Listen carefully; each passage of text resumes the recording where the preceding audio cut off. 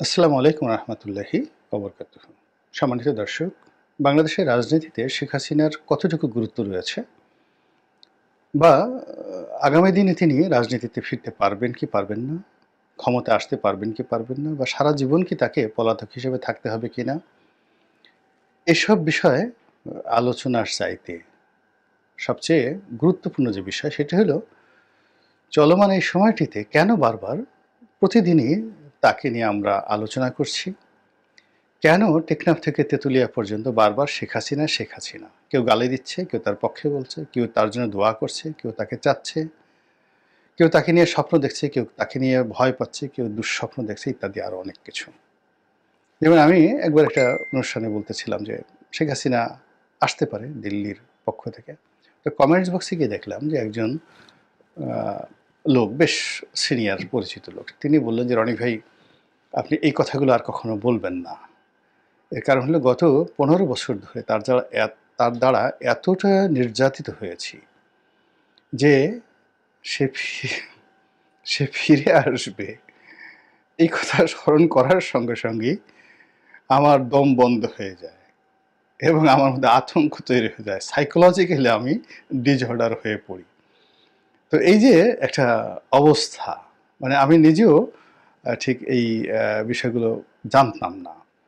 তো ফলে কি হচ্ছে, এই বাংলাদেশে শেখ হাসিনাকে যে আলোচনা, এটার মনস্তাত্ত্বিক বিষয়টা অনেক অনেক গুরুত্বপূর্ণ বাস্তবতার চাইতে।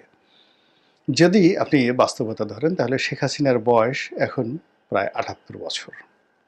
আমাদের দেশের আবহমান বাংলার যে স্বাভাবিক অবস্থা, এই ৭৮ বছর বয়সে কর্মক্ষমতা থাকে না। দ্বিতীয়ত, তার চোখ এবং তার কান এ দুটো সেই ২১শে আগস্টের যে ভয়াবহ গ্রেনেড হামলা, এই গ্রেনেড হামলায় তার এই দুটো অঙ্গ মারাত্মকভাবে যাকে বলা হয় আহত হয়েছে, ক্ষতিগ্রস্ত হয়েছে। ফলে তিনি কানে কম শুনেন এবং চোখেও ঠিকমতো দেখতে পান না। তো এই দুটো জিনিসে যখন মানুষের ভারসাম্য থাকে না, অর্থাৎ শোনা এবং দেখার ক্ষেত্রে, তখন সেখানে অনেক কিছু ইমব্যালেন্সড ঘটনা ঘটতে থাকে। তিনি ক্ষমতায় ছিলেন অনেকে বলেনি, কিন্তু বাস্তবতা হলো যে কোনো মানুষের যদি দৃষ্টিতে প্রতিবন্ধকতা থাকে এবং শ্রবণে প্রতিবন্ধকতা থাকে, দৃষ্টি এবং শ্রবণ প্রতিবন্ধী হিসাবে তিনি অন্য ১০টা স্বাভাবিক মানুষের মতো নন। ৩ নম্বর হলো তিনি যে ট্রমার মধ্যে গিয়েছেন, একটার পর একটা ট্রমা। ১৯৭১ সনে তার প্রচণ্ড ট্রমা, এবং অনেকে বলেন যে জয়ের মধ্যে অটিজম আছে, তো বা পুতুলের মধ্যে অটিজম আছে। এটা অস্বাভাবিক কিছু না। এর কারণ হলো জয়ের জন্ম সেই ১৯৭১ সনের এই মুক্তিযুদ্ধের সময়। তো এই পুরো মুক্তিযুদ্ধের সময়টিতে সারা বাংলাদেশের যে অবস্থা, সেখানে একজন গর্ভবতী নারী হিসেবে তার মধ্যে যে ট্রমা ছিল, সে ট্রমাটা অটোমেটিক্যালি জয়ের মধ্যে চলে যাবে, এবং এটাই প্রকৃতির নিয়ম। ফলে জয়ের মধ্যে ট্রমা থাকবে, জয়ের মধ্যে অটিজম থাকবে, অস্বাভাবিকতা থাকবে, এবং শেখ হাসিনার মধ্যেও থাকবে, এতে কোনো সন্দেহ নেই। আবার পরবর্তীতে ৭৫-এর ১৫ই আগস্টের পর তার জীবনে যে ঘটনা ঘটেছে, শেখ হাসিনার জীবনে যে ঘটনাগুলো ঘটেছে, সেই ঘটনা আপনার আমার জীবনে যদি ঘটতো, আপনি আমি অনেকে হয়তো উন্মাদ হয়ে যেতাম, পাগল হয়ে যেতাম, অনেক আত্মহত্যা করতাম। কিন্তু তিনি বেঁচে আছেন। ফলে তার এই বেঁচে থাকাটা অন্য স্বাভাবিক ১০টা মানুষের মতো নয়। সে সিংহাসনে বসেছে, গণভবনে থেকেছে, মাছ ধরেছে, অনেক কিছু করেছে, দালাল ফড়িয়াদের সামনে বসে রং তামাশা করেছে।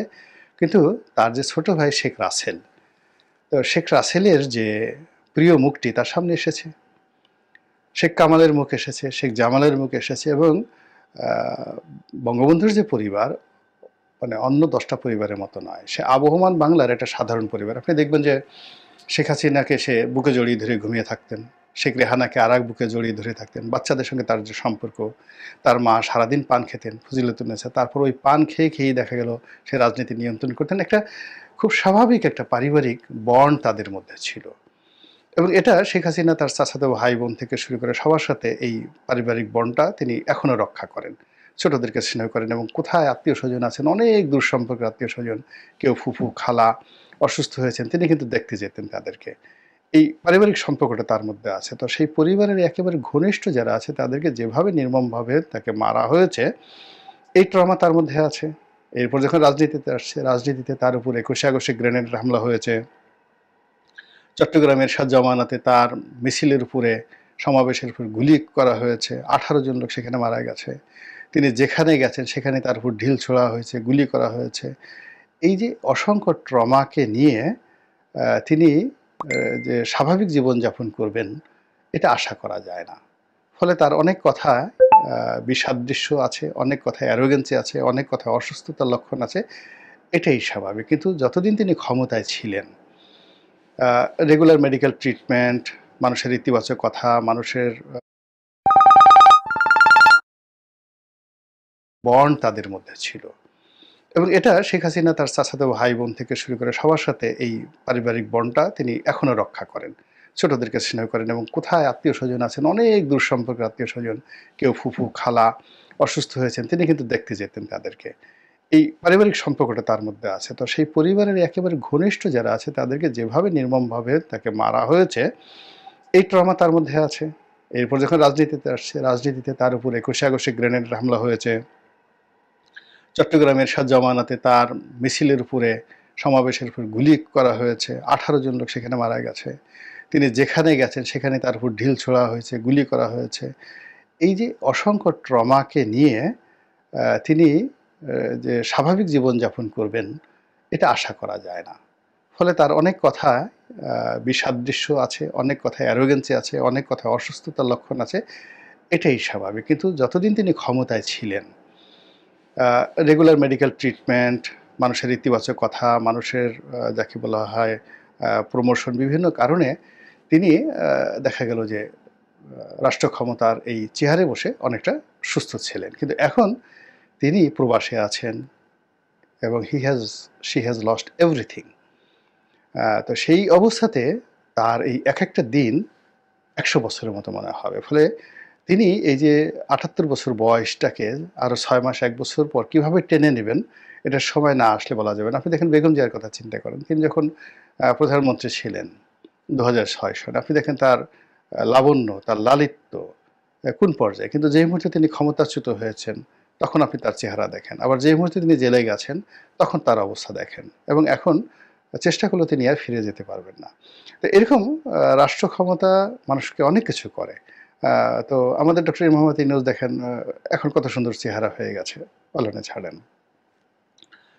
তো শেখ হাসিনা সেই অবস্থা থেকে এখন আরও ১ বছর পর, ৬ মাস পরে বাংলাদেশের সুস্থ হয়ে তিনি ফিরে আসবেন। আবার ৭৯ বছর বয়সে, ৮০ বছর বয়সে আবার ক্ষমতায় বসবেন, আবার তিনি ছোটাফেরা করবেন, আবার সেই বঙ্গভবনে বসে তিনি দেশ শাসন করবেন, আওয়ামী লীগের সভানেত্রী হিসেবে টেকনাফ থেকে তেঁতুলিয়ে ঘুরে বেড়াবেন। এটা একেবারে অসম্ভব একটা বিষয়, একেবারেই অসম্ভব একটা বিষয়। কাজেই এটা নিয়ে যারা কল্পনা করছেন, তারা সাইকোলজিক্যালি কল্পনা করছেন নিজেদের স্বার্থে। বিকজ হতাশা তাদেরকে গ্রাস করেছে এবং তারা বিকল্প কোনো নেতৃত্ব পাচ্ছে না। আরবিতে যেটাকে একটা শব্দ আছে এজহারে তাজাল্লুল, মানুষের মধ্যে একটা গোপন মেশিন থাকে।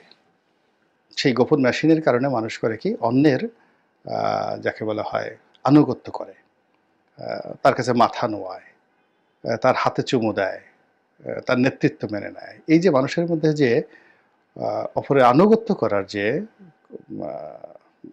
তার যে প্রবৃত্তি, এটাকে আরবিতে বলা হয় এজহারে তাজাল্লুল। এজন্য অনেকে মাজারের কাছে চলে যায়, অনেকে পীর বাবার কাছে চলে যায়, অনেকে নেতার পিছে গিয়ে বসে থাকে, কোনো কাজ নাই কর্ম নাই, ঘর থেকে বের হয়ে ইভেন স্ত্রী, নববিবাহিত স্ত্রী, তাকে রেখে চায়ের দোকানের সামনে এসে ১ কাপ চা খেয়ে একটা বিড়ি ধরিয়ে বা একটা সিগারেট ধরিয়ে ওই পাড়া মহল্লার একটু নেতা টাইপের তার একটু কথা বলা, গুণগান করা, এই জিনিসগুলো মানুষের মধ্যে সহজাত। তো এইরকম অভ্যাস আমাদের যেহেতু সব মানুষের মধ্যে আছে, এই জন্য যারা আওয়ামী লীগ করেন তারা এখন বিকল্পভাবে তো কাউকে পাচ্ছে না, তারা এই শেখ হাসিনাকে, তার এই বয়সকেই তারা এজাহারে তাজাল্লুল হিসেবে ব্যবহার করে, এই তিনি আজ আসছেন কাল আসছেন, এটা বাস্তবে সম্ভব না হলে ওটা দিয়ে তিনি বেঁচে থাকার অবলম্বন হিসেবে এই কথাগুলো বলে তিনি এক ধরনের তৃপ্তি পাচ্ছেন। এবং এইটা হলো ওয়ান সেট অফ ইলিউশন, কল্পনা। এই কল্পনার সঙ্গে আপনার প্র্যাকটিক্যালি ম্যাথমেটিক্যাল যে বাস্তবতা, মানে অঙ্কের যে বাস্তবতা, এটা সম্ভব নয়। এগুলো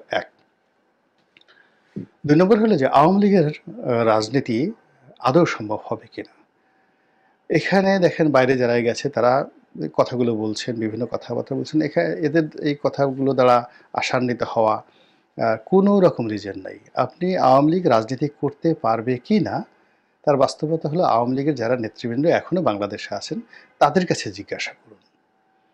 আপনার সার্জিসের কাছে জিজ্ঞাসা করার দরকার নাই, বিএনপির কাছে জিজ্ঞাসা করার দরকার নাই, কারোর কাছে জিজ্ঞাসা করার দরকার নাই। আওয়ামী লীগের অন্ততপক্ষে হাজার হাজার নেতাকর্মী আছেন যারা বাংলাদেশে আছেন, কেউ পালিয়ে আছেন, কেউ যাকে বলা হয় পালাননি, কিন্তু আওয়ামী লীগ করেন এবং আজীবন তারা মৃত্যু পর্যন্ত আওয়ামী লীগ করবেন, এরকম তাদের ডিটারমিনেশন আছেন। তো তাদের কাছে জিজ্ঞাসা করেন যে আওয়ামী লীগ কীভাবে রাজনীতি করবে। আপনি তাদের কাউকে বলেন যে আচ্ছা ঠিক আছে, আপনি তো আওয়ামী লীগের একটা সাধারণ সদস্য হওয়ার জন্য আপনি তো উদ্গ্রীব ছিলেন, এখন আপনাকে আওয়ামী লীগের দপ্তর সম্পাদক বানানো হলো, সেন্ট্রাল দপ্তর সম্পাদক। আপনি যাই একটু বঙ্গবন্ধু এভিনিউ আওয়ামী লীগ অফিসের সামনে দাঁড়ান তো, দেখেন তো এই বাংলাদেশে যারা আছে তারা কেউ সাহস পায় কিনা। কিংবা ধরুন আওয়ামী লীগের সেক্রেটারি হওয়ার জন্য কত মানুষ বলতে গেলে যে আওয়ামী লীগ যখন ক্ষমতায় ছিল জীবন দিয়ে দিত। এখন আপনি আওয়ামী লীগের যারা পালিয়ে আছে এবং যারা বাংলাদেশে আছে তাদের সবাইকে একটা প্রস্তাব দেন যে তোমাকে আমি ১ কোটি টাকা দেব না, মানে ১০ কোটি টাকা দেবো বা ১০০ কোটি, যার যত টাকা আছে দেব, তুমি আওয়ামী লীগের সেক্রেটারি হিসাবে আগামীকাল ১২টার সময় এসে এই আওয়ামী লীগের ধানমন্ডির যে অফিস আছে সেই অফিসের সামনে এসে বসো এবং ৩ দিন যদি তুমি ওখানে বসে অফিস করতে পারো আমি তোমাকে ১ কোটি টাকা দেবো, যার যার সামর্থ্য ২ কোটি টাকা দেবো। আপনি দেখেন কাউকে পান কিনা। আপনি এই যে যারা বাইরে বসে বসে বড় বড় কথা বলছেন, আজ আসি কাল আসি, হ্যাং করেঙ্গা ত্যাং করেঙ্গা লাঠিকে আন্দার মুগুর ভারেঙ্গা, তাদের কিছু বলে যে ঠিক আছে আমি তোমাকে এটা দেবো, আই উইল গিভ দিস মানি, তুমি জাস্ট আসো বাংলাদেশে, এসে বাইরে যারা আছে ৩২ নম্বর একটু যাও, তারপরে শেষে সুধা সদনের সামনে একটু যাও, আর আওয়ামী লীগের যে ৩-এর অফিস যেটা আছে সেই অফিসের একটু টিফেয়ার করো, তারপর শেষে সেখানে বসে একটু রাজনীতি করো, দেখেন একটা সিঙ্গেল লোক পান কিনা। তো আপনি বাইরে যারা আছে তাদেরকে ১০০ কোটি টাকা দিয়ে আপনি বাংলাদেশে এখন আনতে পারবেন না, বলবেন যে পরিস্থিতি ভালো না, আমরা এখানে বসে হুং হাং করতেছি, ফুফা করতেছি, এটাই ভালো। হ্যাঁ, সুখে আমরা মরতে ওখানে যেতে পারবো না। আবার বাংলাদেশে যারা আছেন, যারা বলতেছেন আজ শেখ হাসিনা আসবে কাল আসবে, তো শেখ হাসিনা আসবে তো এখানে আওয়ামী লীগের নেতাকর্মীদের উপর নির্ভর করে। তো যাদের উপর নির্ভর করে আসবেন তাদেরকে একটু বলেন যে আপনি একটু 0 পয়েন্টে গিয়ে দাঁড়ান তো, নূর হোসেন চত্বরে গিয়ে দাঁড়ান, রাজু ভাস্করের গিয়ে দাঁড়ান, ঢাকা বিশ্ববিদ্যালয় জহুরুল হল ঐতিহ্যগতভাবে আওয়ামী লীগের দখলে, আপনি একবার একটু জহুরুল হলের একটা রুমে গিয়া জয় বাংলা বলে আসেন তো। তো এরকম লোকগুলো, আপনি সাহসী মানুষগুলো যতক্ষণ পর্যন্ত না পাবেন ততক্ষণ পর্যন্ত রাজনীতি হবে না। তো এটা অলৌকিক কোনো বিষয় না। এটা রাতারাতি আপনার ভিতরে একটা বারুদ ঢুকিয়ে দিল, রাতারাতি আপনার ভিতরে মেডিসিন 2টা ইঞ্জেকশন ঢুকিয়ে দিল, করোনার ইঞ্জেকশনের মতো, আপনি অমনি জয় বাংলা বলে একসাথে ১ কোটি লোক রাস্তায় নেমে গেলে, এটা কোনোদিন হয়নি। এটা এখান থেকে গিয়ে আরব হতে হবে। তো এই জমিন, এই বাংলাদেশের জমিন আওয়ামী লীগের এই রাজনীতির জন্য এখন পর্যন্ত একেবারে 0.01%ও ভায়াবল না। যা আছে মানুষের মনে আছে, হৃদয়ে আছে, অন্তরে আছে। এখন এটাকে ভায়াবল করার জন্য আওয়ামী লীগের রাজনীতিকে আবাদ করতে হবে, একদম কৃষির মতো। আবাদ করার জন্য কি করতে হয়? প্রথমত আপনি একটা জমিকে টার্গেট করবেন, সেটা আগাছা বাঁচতে হবে। তা আওয়ামী লীগের আগাছা কি? আগাছাকে আপনি বেছে ফেলেন, আওয়ামী লীগের যেই জিনিসগুলো আগাছা আছে সেই জিনিসগুলো আগাছা বেছে ফেলেন, জমিকে পরিষ্কার করেন, নাম্বার 1। নাম্বার 2 হলো এই ভূমিটাকে কর্ষণ করতে হবে, মানে মাটি কুপিয়ে সুন্দর করে উলট পালট করে ঠরে সেটাকে চাষের উপযুক্ত করতে হবে। সেই কর্ষণটা কি? টেকনাফ থেকে তেঁতুলিয়া পর্যন্ত আওয়ামী লীগের যারা নেতাকর্মী আছে আবর্জনা মুক্ত করে, যারা কৃষক হবেন আওয়ামী লীগের, সেই যারা আওয়ামী লীগের মাঝি হবেন, তাদেরকে এই আওয়ামী লীগের জমিটা চাষ করতে হবে। চাষ করতে গিয়ে আপনি দেখবেন যে সব জায়গায় অনুর্বর, নেতাকর্মীদের মন ভেঙে গেছে, অফিস ভেঙে গেছে, কারো ঘরে চাল নাই, ডাল নাই, মানসিক প্রবৃদ্ধি নাই, তাদেরকে আশা জাগিয়ে অর্থাৎ সার দিতে হবে, তাদেরকে সার দিতে হবে, এই সার দিতে হবে। তো সার দেওয়ার পরে ভূমির একটা উর্বরতা আসবে। এরপর আপনাকে অপেক্ষা করতে হবে সিজনের জন্য, বৃষ্টির জন্য। বৃষ্টি ছাড়া, পানি ছাড়া আপনি এখানে যত দামি সিট মানে বীজ বপন করেন না কেন কোনো লাভ হবে না। তো এই যে রাজনীতির একটা সময়, অ্যান অপরচুনিটি, এই যেমন বিএনপির ২০ বছর পরে এখন একটা অপরচুনিটি এসেছে, ৫৩ বছর পর জামাতের একটা অপরচুনিটি এসেছে। এরকম আওয়ামী লীগের একটা অপরচুনিটি লাগবে, যেটাকে কৃষির ক্ষেত্রে আমরা বৃষ্টি বলি, সিজন বলি। শীতকালের শস্য কখনো বর্ষাকালে হয় না। এরকম একটা সময় লাগবে। সময় লাগার পরে যখন বৃষ্টি হবে, বৃষ্টি হওয়ার পরে আপনি বীজ বপন করবেন। বীজ বপন করবেন, তারপরে সেখানে ফসল হবে। ফসলকে আপনি ধীরে আপনি বড় করবেন। তারপরে আপনি রাজনীতির যে ফল বা ফসল ভোগ করবেন। ৭৫-এর ১৫ই আগস্ট থেকে ৯৬ সন পর্যন্ত টানা ২১ বছর কি সংগ্রাম করেছেন আওয়ামী লীগের যারা লোকজন, একটু স্মরণ করেন তো, কতবার মার খেয়েছেন, কতবার কি করেছেন। তো সেখানে যে পরিবেশগুলো ছিল, তার সাথে এখন পরিবেশ আরও ১০০ গুণ জটিল হয়ে পড়েছে। আর ৩ বছরে যে অপকর্মগুলো ছিল, ভুল ছিল, ভ্রান্তি ছিল ৭৫-১৫ই আগস্ট থেকে, এটার 90% যাকে বলা হয় মানে বাকশালী শাসন থেকে শুরু করে অন্য যা কিছু আছে 90% মাটি চাপা পড়ে গিয়েছিল বঙ্গবন্ধুর পরিবারের রক্ত দ্বারা। বাকি 10%, সেই 10%কে যাকে বলে কাটিয়ে ওঠার জন্য ২১ বছর শেখ হাসিনার মতো নেতৃত্ব লেগেছে, আব্দুর রাজ্জাকের মতো নেতৃত্ব লেগেছে, ডক্টর কামাল হোসেনের মতো, তারপরে এর পেছনে কে না শ্রম দিয়েছে? জহুরা তাজউদ্দিন দিয়েছেন, মিজানুর রহমান চৌধুরী দিয়েছেন, ডক্টর কামাল হোসেন দিয়েছেন, আব্দুর রাজ্জাক দিয়েছেন, অসংখ্য মানুষ, আমেনা মানে জহুরা তাজউদ্দিন দিয়েছেন, সাজেদা চৌধুরী দিয়েছেন। এরা রাজনীতি করতে এরকম শত শত মানুষ মারা গিয়েছেন, বঙ্গবন্ধুর যারা সহকর্মী, যারা জাতীয় রাজনীতিবিদ। তো ঐরকম আগামী ২০ বছরে কত মানুষকে এইভাবে আত্মাহুতি দিতে হবে, এইভাবে রাজনীতি করতে হবে, ভূমি চাষ করতে হবে, চেষ্টা করতে হবে। তারপরে হয়তো আবার আরেকটা সুযোগ আসবে। তার আগে আওয়ামী লীগ ক্ষমতায় আসবে, মোদি ক্ষমতায় বসায় দেবে, ট্রাম্প আসবে। এটা আত্মতৃপ্তির জন্য ভালো, বেঁচে থাকার জন্য ভালো, আশান্বিত হওয়ার জন্য ভালো। কিন্তু এই সমস্ত চিন্তা চেতনার কোনো বাস্তব ভিত্তি সাধারণত আমি দেখি নাই ইতিহাসে কখনো। আল্লাহ আমাদের সবাইকে হেদায়েত দান করুন এবং হেফাজত করুন। আসসালামু আলাইকুম ওয়া রাহমাতুল্লাহি ওয়া বারাকাতুহু।